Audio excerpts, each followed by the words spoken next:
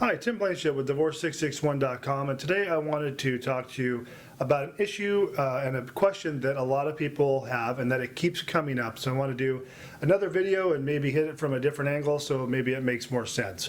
This is the question is, when does the divorce process actually start? Many people feel that the divorce process starts when they file their paperwork. You fill out the forms, you take it down to court, the clerk stamps it, you have these conformed stamped copies, and you think, great, I've started my divorce, and in 6 months I'll be done.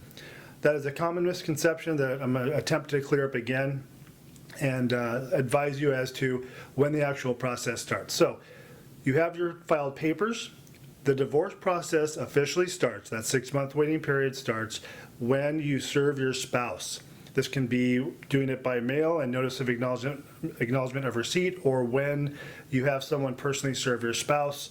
That is the official kickoff of the divorce process.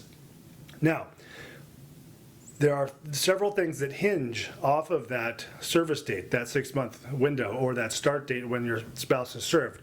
For instance, if you're going to do a default filing, meaning the other party is not going to respond the 30 days. Look at your summons if you're wondering what I'm talking about. It says the other party has 30 days. That 30 days is after your spouse is served. So it's not after the date you file, it's after your spouse is served. So you cannot file the default until your spouse is served. The 6-month window starts as of the date your spouse is served. So if you file your divorce papers and hang on to it for 2 months, the clock has not started ticking. So when your divorce can be finalized is going to be 6 months from the day your spouse is served. So keep that in mind, that everything hinges off that date of service, that notice of filing that you serve on your spouse. That's when everything kicks off. You can't file a default. Your 6-month window doesn't start ticking. So I want you to be aware of that.